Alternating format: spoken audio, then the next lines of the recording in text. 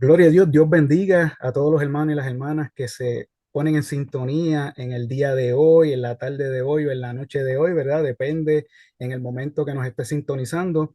Estamos aquí compartiendo con el profesor, pastor y doctor Samuel Sullivan, ¿verdad? Que ha sacado un tiempito para compartir con nosotros, pero ya el profesor es de la casa.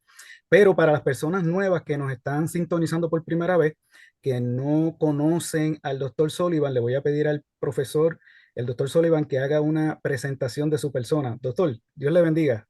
Dios le bendiga, buen día, la paz del Señor sea con cada uno de ustedes en este lindo día. Para propósitos de esta conversación, este diálogo, lo que quisiera decir que he sido nacido y pentecostal toda mi vida, soy puertorriqueño, New York, nacido y criado en Nueva York, presentemente los últimos 25 años viviendo aquí en Puerto Rico. He servido como pastor en 7 diferentes congregaciones y por la gracia de Dios, fundador de 2 de esas congregaciones, pero también he servido como pastor en iglesias no pentecostales, en iglesias históricas. Mi experiencia pastoral como misionero en América Latina y enseñando a través de Centro y Suramérica por más de 20 años en las iglesias comunidades pentecostales y no pentecostales en América Latina y en los Estados Unidos, mayormente en Nueva York, Boston, bueno, en los Estados Unidos. Mis estudios, soy egresado del Colegio Bíblico Pentecostal de las Asambleas de Dios en Springfield, Missouri, con un bachillerato en educación cristiana. Más adelante, por la gracia del Señor, recibí una maestría en divinidades con un énfasis en griego y hebreo, exégesis bíblico, del seminario Western Theological Seminary en Michigan. Y ahí entonces pasé a hacer una maestría en teología sistemática en el seminario Union en Nueva York y más adelante una maestría en filosofía en el programa conjunto de Union Seminary Columbia University en Nueva York y por la gracia de Dios poder terminar un doctorado PhD en teología sistemática contemporánea.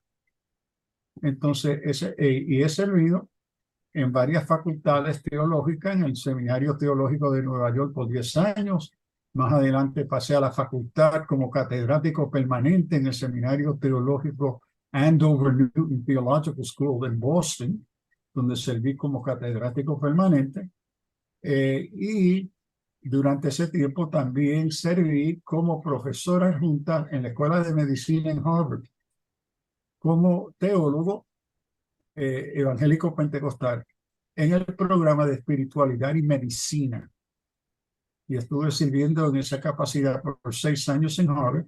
Y entonces me mudé a Puerto Rico. He servido también como misionero teólogo, como dije, en América Latina, Centroamérica, por 10 años en Rusia, en Moscú, 10 años en España y Europa, trabajando con iglesias en los distintos países europeos y también con misioneros trabajando en el norte de África con musulmanes. Entonces, así una diversidad de cositas en la obra del Señor y siempre de una perspectiva y de una experiencia y no solamente experiencia, pero de estudios críticos extendidos sobre el pentecostalismo. Serví también como presidente de la Sociedad de Estudios Pentecostales en los Estados Unidos y Canadá. Como su presidente de esta organización de teólogos pentecostales, que también incluía Canadá, los Estados Unidos y también teníamos miembros de América Latina y Europa. Entonces, he estado íntimamente relacionado no solamente con la experiencia pentecostal, sino con el pensamiento crítico. Vamos a entrar entonces al tema, ¿verdad?, que nos compete en el día de hoy, y es lo que tiene que ver con la teología pentecostal, ¿verdad?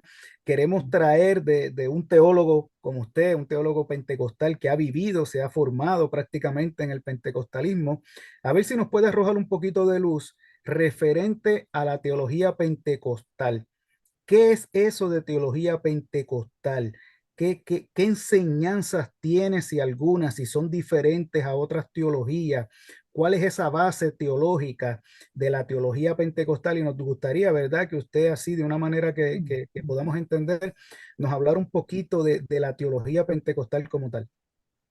Primero, comenzaría que cuando estamos hablando de teología pentecostal, debemos de reconocer que es un gran universo de diversidad pentecostal. No hay una teología pentecostal. Hay diferentes expresiones de la experiencia y de la teología pentecostal. Por ejemplo, típicamente cuando se habla de pentecostales, estamos hablando de los pentecostales clásicos, es decir, el pentecostalismo norteamericano, o en el caso de América Latina, fue el pentecostalismo en Chile, ¿ok? Y otros lugares, pero es el pentecostalismo que se funda con la experiencia del Espíritu Santo y que introduce lo que viene a ser la doctrina clásica pentecostal. Entonces están los pentecostales clásicos. Yo me considero un pentecostal típicamente clásico con otras aperturas a la reflexión pentecostal más crítica. Pero también tenemos, por ejemplo, pentecostales carismáticos. Especialmente la comunidad más grande pentecostal carismática son los católicos romanos, que han tenido la experiencia del bautismo en el Espíritu Santo. Pero cómo interpretan el bautismo en el Espíritu Santo es muy distinto a la interpretación del pentecostalismo clásico. También tenemos pentecostales clásicos que no quieren ser clásicos, quieren ser carismáticos.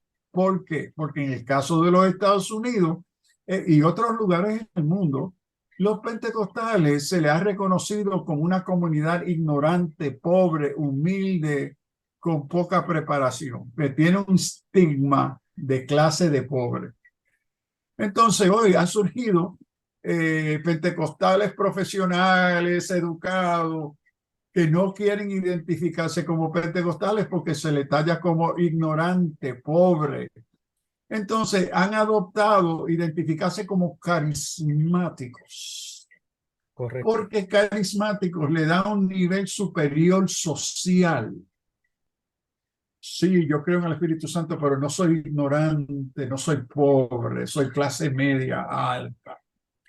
Entonces, por eso que hay una variedad de por qué personas se van a llamar carismáticos.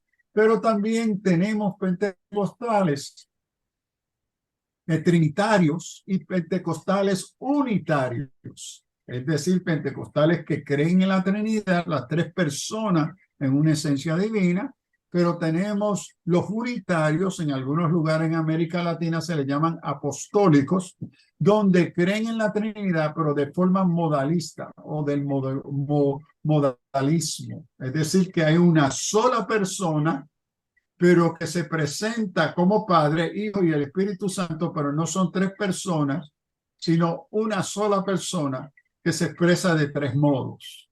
Entonces, tenemos pentecostales apostólicos o modalistas, pero también tenemos pentecostales, yo soy pentecostal trinitario, Padre, Hijo y Espíritu Santo, tres personas, pero hay pentecostales, ni hablar de la tradición pentecostal afroamericana, esa otra tradición muy cercana a la clásica, pero por elementos culturales hay unas diferencias. Están los movimientos de la palabra de fe, y estos grupos pentecostales y carismáticos tienen un énfasis sobre la palabra de fe que está asociada con el evangelio de la prosperidad.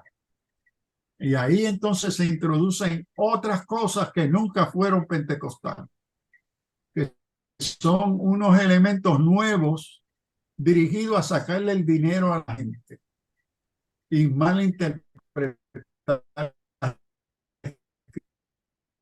escrituras.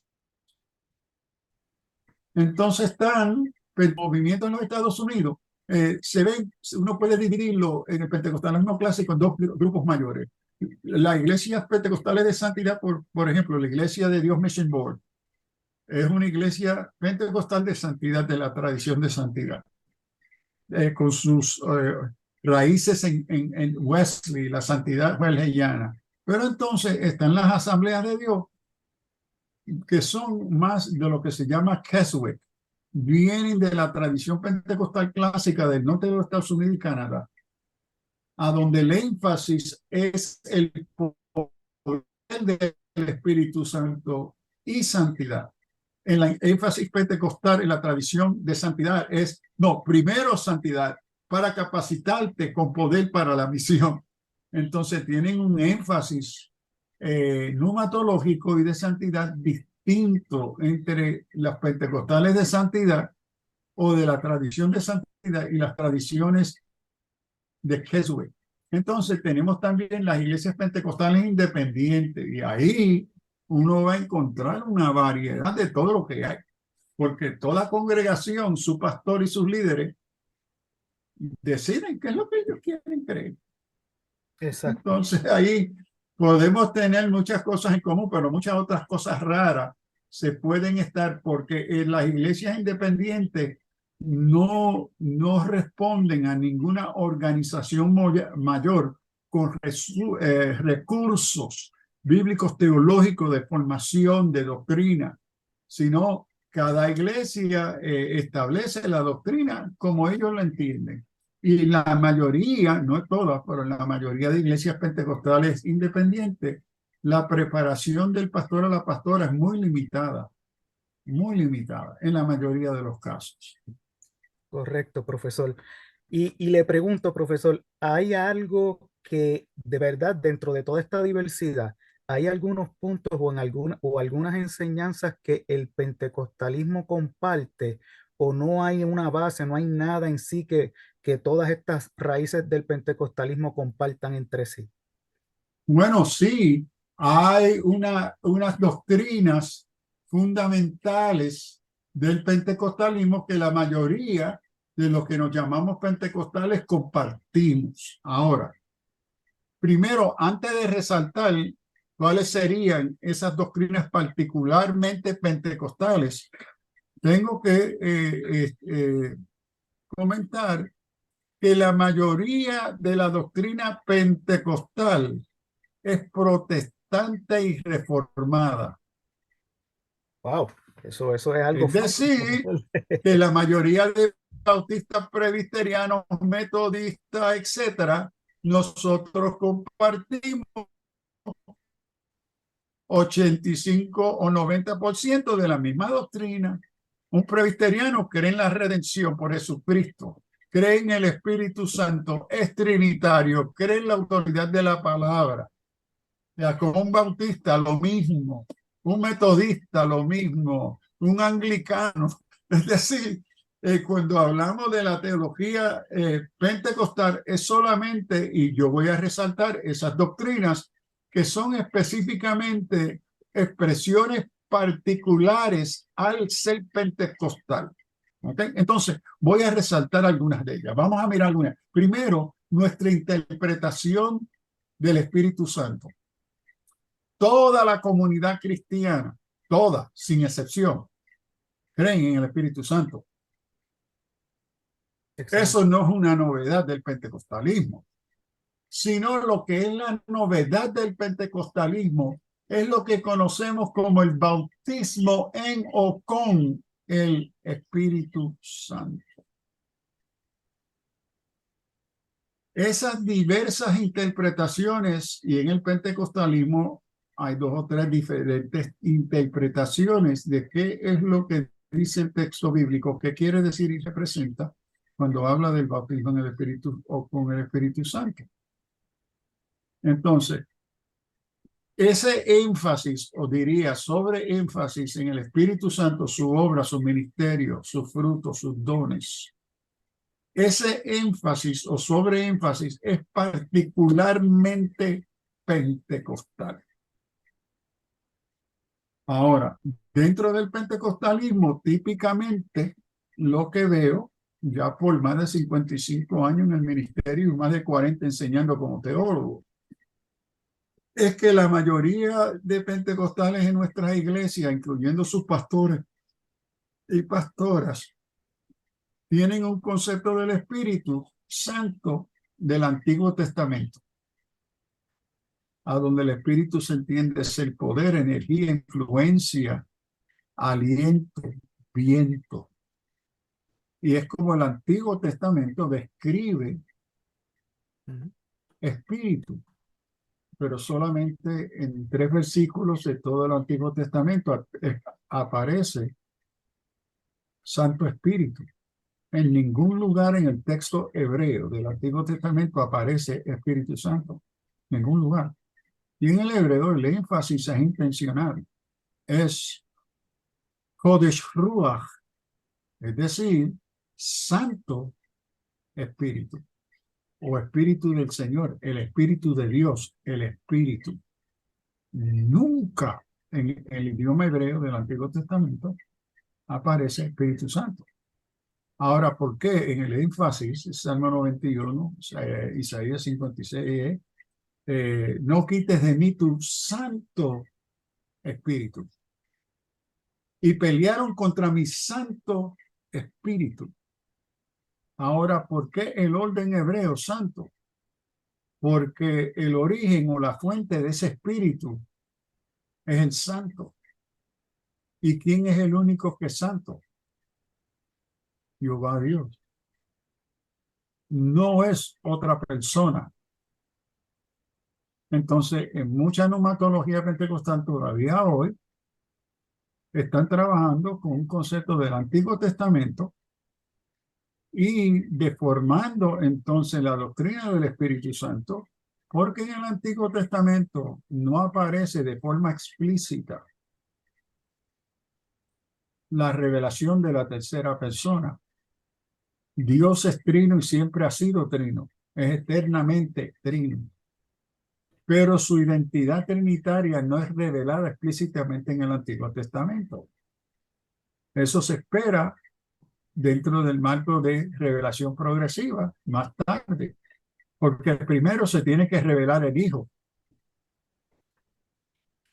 Dios hecho carne, no Hijo como Mesías humano, como esperaban los judíos, sino el Verbo, el Logos, hecho sarx, carne. Y entonces se tenía que después de la encarnación del Logos, como sarx, humano, carne, entonces la revelación de la tercera persona. Entonces en el Nuevo Testamento hay una descontinuidad, es decir, que aquello que Joel esperaba, Joel 2, derramaré de mi espíritu sobre toda carne, va a suceder más tarde en el Nuevo Testamento, a donde el otro consolador, Juan 14, Juan 16, a donde Jesús le dice, le voy a enviar otro consolador y él estará con vosotros y estará más adelante en vosotros. Y en Juan 16, pero os conviene que yo me vaya para enviarle el otro consolador.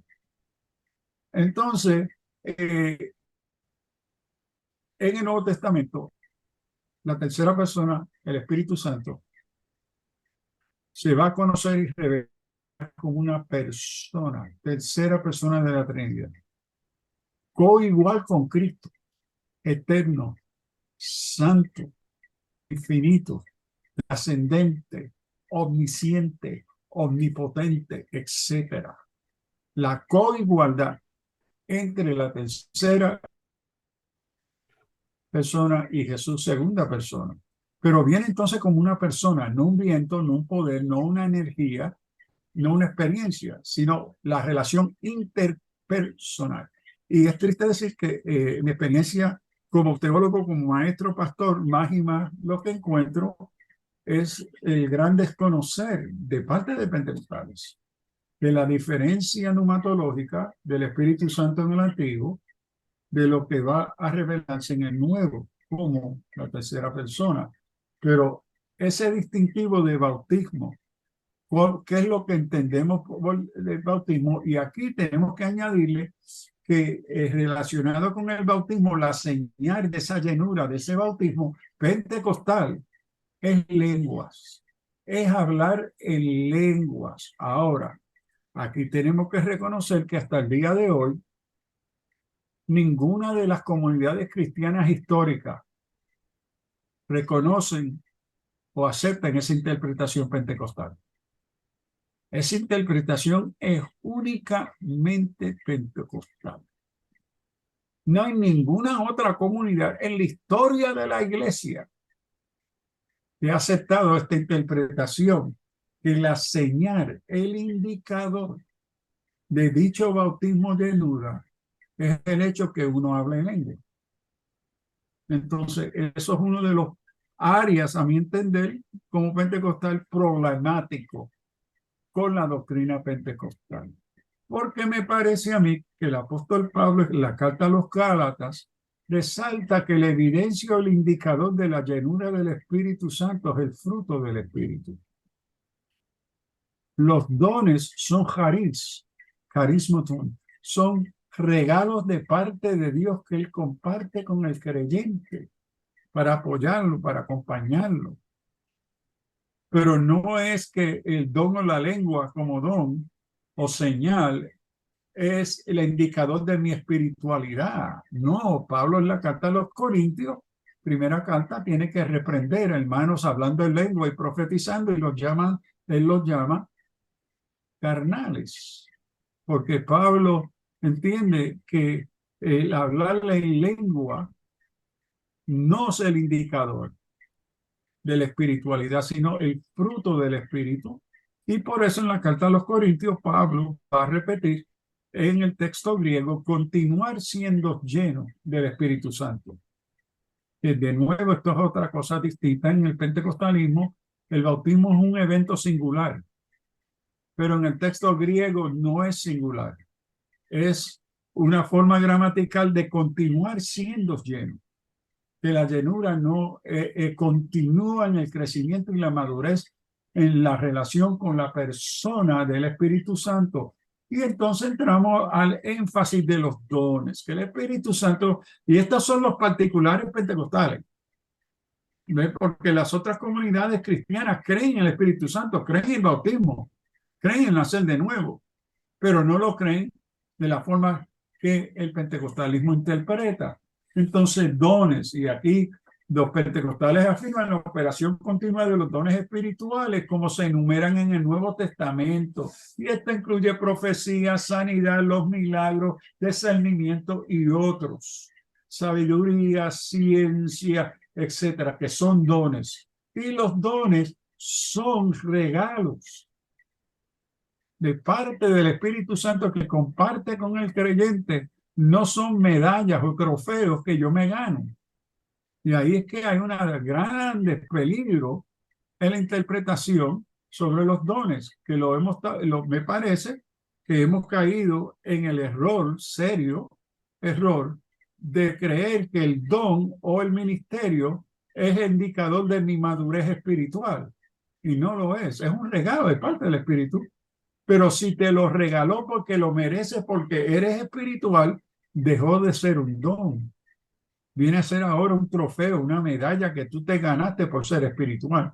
El indicador de la espiritualidad no son los dones ni los ministerios, sino el fruto del espíritu. Sanidad divina es otra muy importante en la teología pentecostal, y yo soy uno que creo muy claramente el testimonio de la Escritura de la sanidad divina hoy.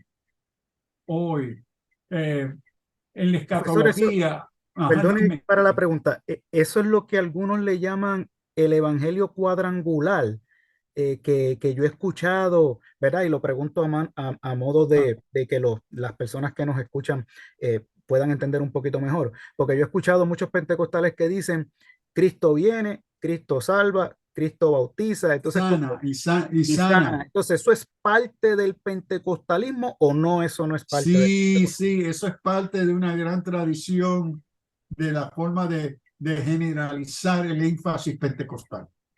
Y noten que en esos mismos énfasis se está resaltando el hecho que no se está enfatizando eso en las iglesias históricas.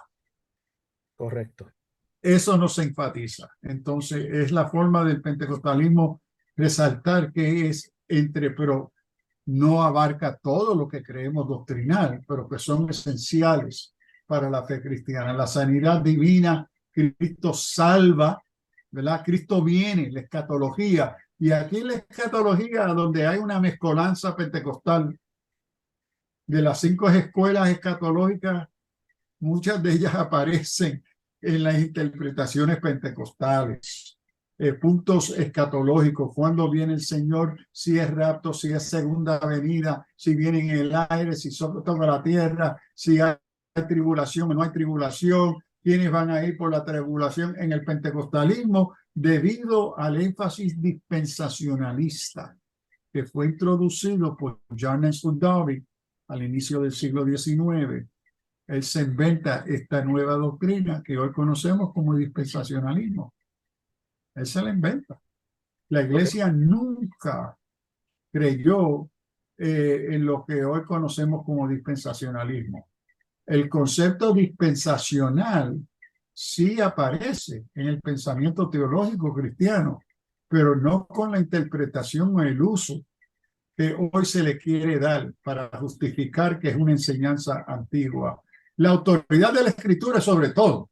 La escritura es palabra de Dios infalible, inherente. ¿Ve? Y eso está bien claro y plenaria en todo lo que enseña. Ok, proclama, es palabra de Dios inspirada por el Espíritu Santo. Y ahí no hay ninguna sentido, variedad de no, es palabra de Dios. Punto. Verdad, una verdad absoluta. Excelente. Santidad es otro tema muy importante, el énfasis de la santidad. Y aquí también esto nos presenta grandes retos, porque me parece que este es otra área de la doctrina pentecostal donde hay confusión. ¿Ve? Porque el peligro es que porque somos santos seremos salvos. Y Pablo es bien claro que no. Nosotros somos salvos por fe y gracia, no por el hecho que seamos santos. Somos llamados a la santidad, somos llamados a la santificación, a la consagración. Claramente eso es bíblico, pero esas no son las condiciones que resultan en nuestra salvación. Esas son las expresiones de nuestra obediencia en gratitud a la redención y justificación que hemos recibido por la muerte expiatoria de Cristo. Pero no es que yo voy a ser salvo porque soy santo, soy espiritual. No, no, no. Eso es antibíblico. Y Pablo dice para que nadie se las eche, para que nadie se jalte, que nadie es salvo por sus obras. Y el peligro hoy, el pentecostalismo, es la interpretación, a veces que veo, de interpretar nuestra santidad como condición de salvación. Entonces, adoración y espiritualidad expresiva, el canto, la música, la expresión de emociones en el culto, eso es muy animada, eso es muy pentecostal, pero no necesariamente solamente pentecostal, porque esto tiene parte también de la tradición wesleyana. Autonomía de la iglesia. Esto es un asunto muy presente en muchas iglesias, el énfasis que la iglesia tiene un gobierno congregacional, aunque hay grandes concilios pentecostales que no son congregacionales. El cesianismo es otro elemento importante, que los pentecostales no somos cesacionistas, es decir, nosotros creemos que todos los dones y ministerio del Espíritu Santo dado en el Nuevo Testamento continúan hoy, todos, todos. En el concepto reformado calvinista, reformado, se niega eso, que las expresiones sobrenaturales del Espíritu Santo registradas en la Escritura cesaron con el cierre del Nuevo Testamento. Que sí creen en el Espíritu Santo, creen en llenura, pero no creen en las obras sobrenaturales del Espíritu Santo, como sanidad divina, como hablar en lengua, etcétera. Ellos rechazan eso como expresiones demoníacas. Entonces, estas son algunas de las doctrinas. Por ejemplo, en la Asamblea de Dios hay 16 doctrinas fundamentales. Y si uno lee la obra teológica editada por Horton, mi mentor y maestro, mi primer maestro de Biblia y teología, el doctor Horton, ahí usted tiene las 16 doctrinas, la de Dufell también, el libro del de sistemática, y así hay otros libros pentecostales, pero que casi todos recogen esas 16 doctrinas. So, profesor, entonces, tengo entendido, ¿verdad? De la manera que usted lo ha explicado, que la iglesia en general cree en el Espíritu Santo y pudiéramos entonces decir que la diferencia o la peculiaridad del pentecostalismo es que el pentecostalismo habla de una llenura que se evidencia por el hablar en lengua. Pudiéramos decir que entonces esa sería la diferencia o la característica que es diferente a lo que cree la iglesia. Sí, el énfasis que hay un comprobante externo, visible, conocido por otros, que se ha llevado a cabo esa llenura del Espíritu en esa vida del creyente, es un fenómeno específicamente y absolutamente pentecostal. No hay Correcto. ninguna otra comunidad cristiana que reconozca y acepte eso como evidencia, es decir, de la llenura. Ahora, aquí tenemos que ver el testimonio del libro de los Hechos, porque en el libro de los Hechos uno puede, cuando mira los eventos de donde el Espíritu Santo es dado, y aquí quiero enfatizar que tenemos que en la lectura de las Escrituras, especialmente en el Nuevo Testamento, necesitamos reconocer la distinción entre el don con mayúscula del Espíritu Santo y los dones del Espíritu Santo. No son la misma cosa. Lo que fue dado y revelado en tercera persona fue el don de la persona del Espíritu Santo. Por eso, en el día de Pentecostés, se recibió, llegó la persona, el don del Espíritu Santo a la iglesia, que funda la iglesia. Ese fue el primer Pentecostés. El segundo Pentecostés le sigue, que están en Samaria y los samaritanos no habían ni oído del Espíritu Santo. Y ellos recibieron el don del Espíritu Santo. El tercer Pentecostés, que es Cornelio, el romano, gentil. Él y los que estaban en su casa recibieron el don del Espíritu Santo. Pablo recibió el don del Espíritu Santo. Eso es fundamentalmente y bíblicamente distinto de los dones. La persona del Espíritu Santo fue la revelada y recibida en la vida de nuevos creyentes. Y en esa venida, él viene compartiendo, regalando dones para capacitar la iglesia en su misión. Entonces, en el énfasis pentecostal es lengua. Y esto es un problema porque se toman las lenguas, porque el hecho que hablaron en lengua, el pentecostalismo lo ha interpretado como esa es la condición. Entonces, si tú no hablas en lengua, no estás lleno. Pero el problema, y esto yo lo he vivido como pastor, hermanos en mis pastorados que hablan en lengua y son carnales, no manifiestan el fruto del Espíritu. ¿Cómo pueden estar llenos porque hablan en lengua, pero no manifiestan, no es evidente el fruto del Espíritu Santo en sus vidas? Es una contradicción crasa bíblica. Y en contraste, hermanos y hermanas en esas mismas congregaciones que nunca han hablado en lengua, pero es evidente el fruto del Espíritu Santo en sus vidas. ¿Cómo puede estar presente el fruto del Espíritu si no están llenos del Espíritu Santo? Entonces, esa es una de las contradicciones pastorales pentecostales. Y yo creo que todo pastor pentecostal ha tenido esa experiencia, que sabe honestamente que hay hermanos que están hablando en lengua en sus iglesias que no son espirituales, son carnales. ¿Ve? Y por eso también la Escritura en dos ocasiones nos llama a proveer los espíritus, porque no todos son de Dios. Y tenemos personas hablando en lengua en nuestras iglesias que son demoníacas, que están para confundir. Correcto. Entonces, el discernimiento y la marca de espiritualidad es el fruto del espíritu, no las lenguas. Y sabemos que en otras culturas y religiones hay varias religiones que hablan en lengua. Correcto. En el espiritismo se habla en lengua. Entonces, ¿serán llenos del Espíritu Santo porque hablaron en lengua? Sí, el asunto es de qué espíritu, porque no todo espíritu proviene de Dios. Correcto, profesor. Y otra pregunta. Usted ha hablado en varias ocasiones de recibir el don y ha hablado también, ha utilizado la palabra llenura. ¿El don y la llenura es lo mismo o son dos momentos diferentes en los cristianos?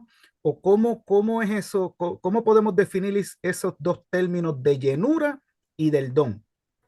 Primero, creo que hoy más que nunca, cuando hablamos si recibiste el don, necesitamos ser claros en nuestra enseñanza y predicación, de distinguir entre la pregunta, el don, si se está refiriendo a la persona del Espíritu Santo, que eso es lo que fue dado en el día de Pentecostés, fue la persona, o los regalos que él trae.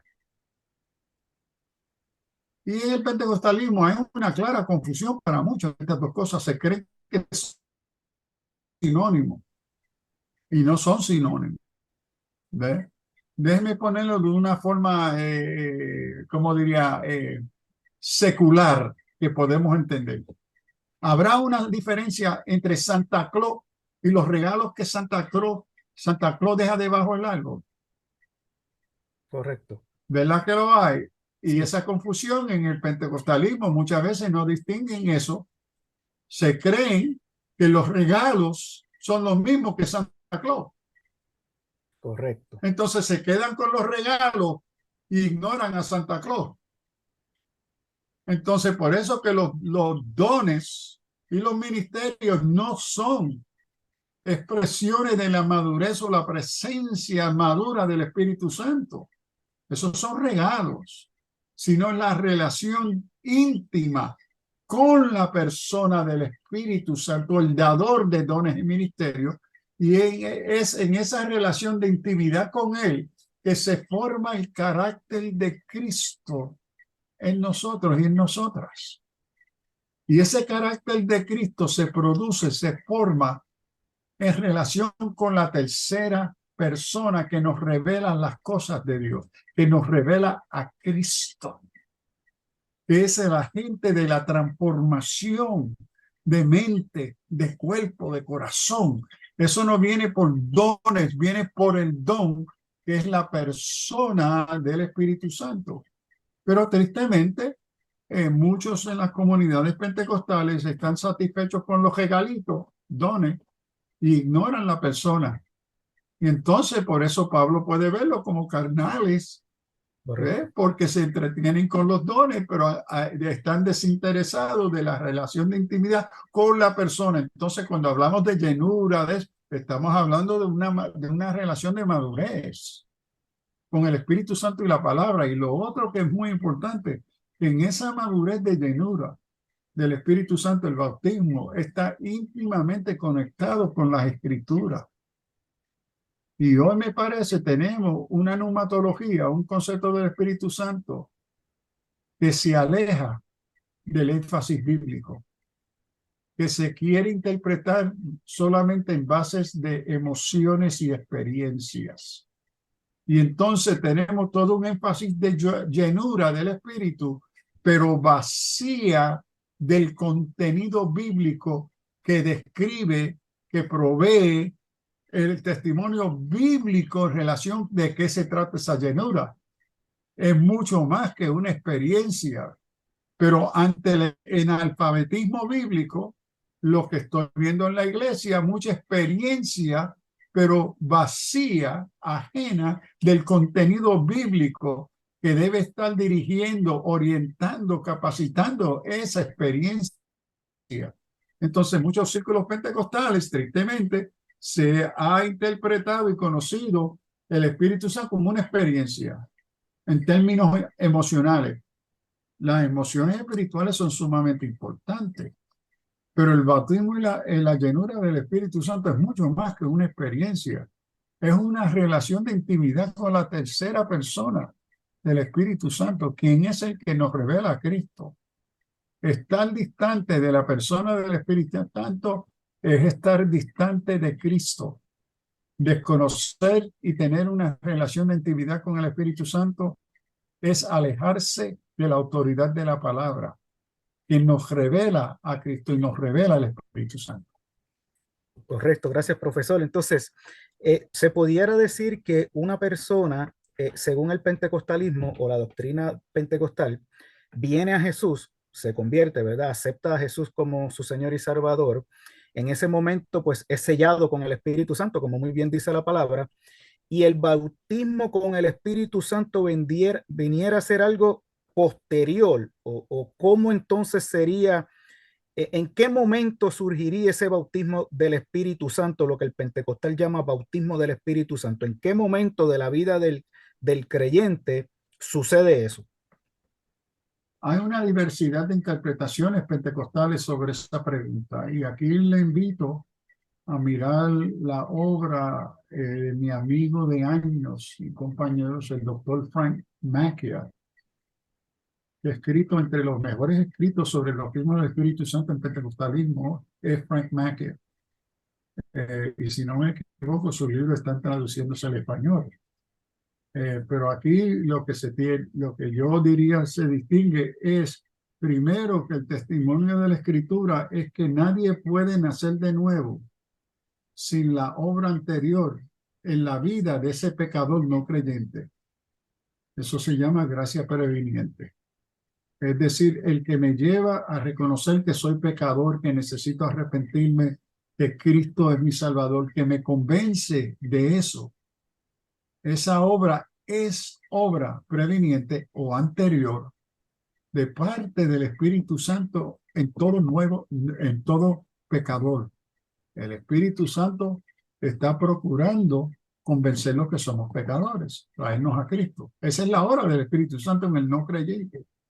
Y es el Espíritu Santo que me convence de eso en mente y corazón, que me lleve a ese día a recibir a Cristo en ese llamado o en la casa, en el hospital donde está, viene a una convicción. El que crea esa convicción y oportunidad es el Espíritu Santo. Entonces, todo creyente que ha confesado concienzudamente por obra del Espíritu Santo a Cristo es porque ya el Espíritu Santo ha estado trabajando en ello y en la conversión, en el nacer de nuevo, el Espíritu Santo ya está presente por medio de esa confesión.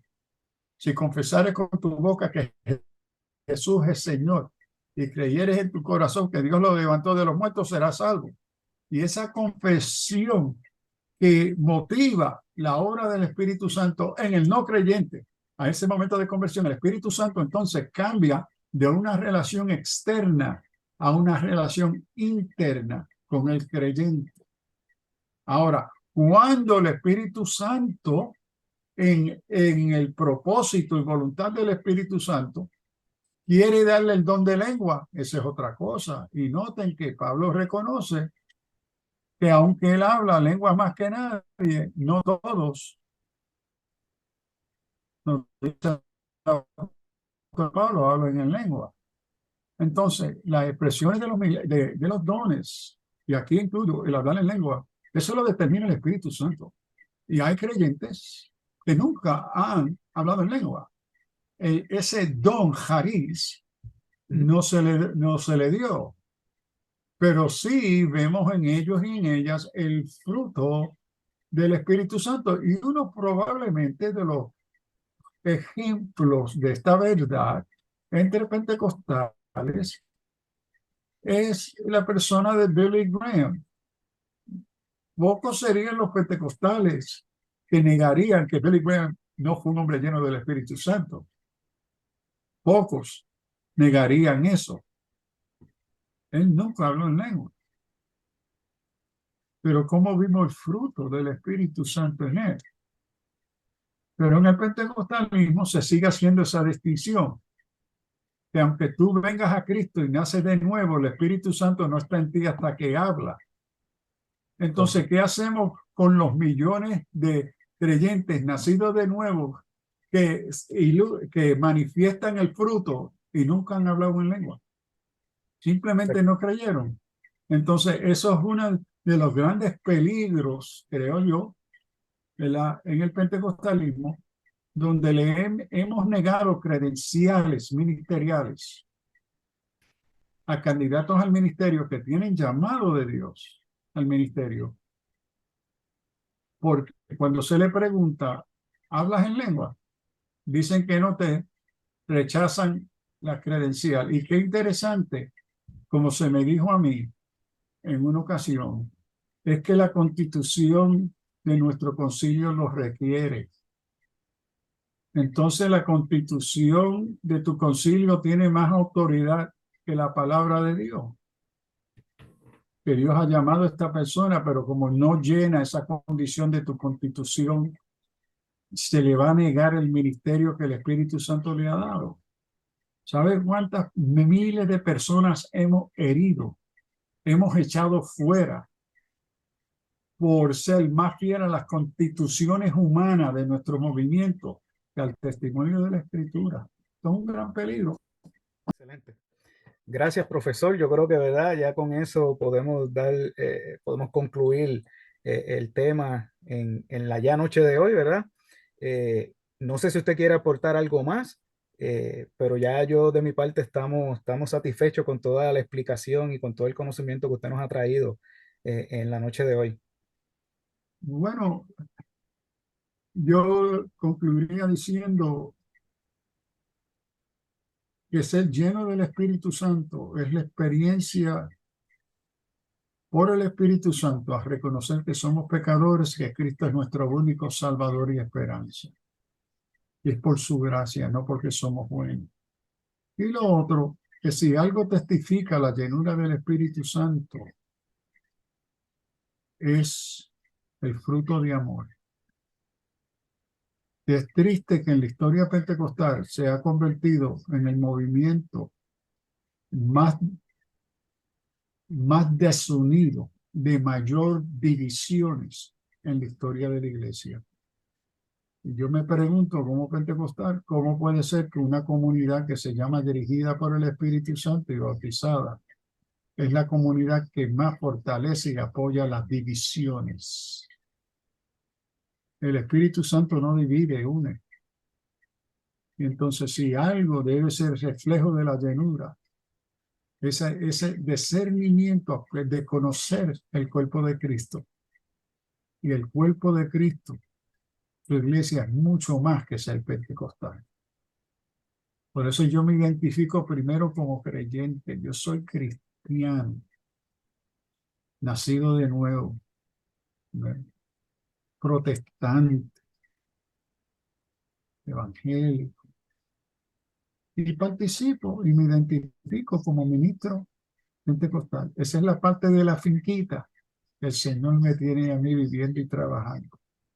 Pero que lo que es la iglesia, cuerpo de Cristo, es mucho más grande, más amplio y diverso que lo que se llamaría pentecostalismo, catolicismo, bautista o presbiteriano, metodista, que creo que el testimonio del Espíritu Santo en el creyente, más que todo, es la unidad, que ese Espíritu es el que hace posible la unidad del cuerpo de Cristo en su diversidad y capacita a esa iglesia en su misión y su fidelidad a su Señor y bendita esperanza a nuestro Señor, que esperamos. Ven, Señor, que tu iglesia te espera.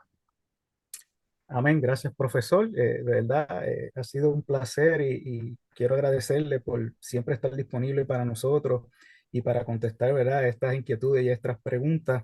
De verdad, muchas gracias. También quiero aprovechar y agradecer a todos los hermanos que se han conectado y han tenido en bien sacar un tiempito para ver este video y compartir, ¿verdad?, con nosotros. y les exhorto a que le den like y que si pueden compartan este video para, ¿verdad? Que me puedan ayudar, nos puedan ayudar al crecimiento del canal. Y entonces será hasta una próxima ocasión en la que podamos compartir con ustedes. Dios les bendiga. Dios le bendiga, la paz del Señor sea con ustedes.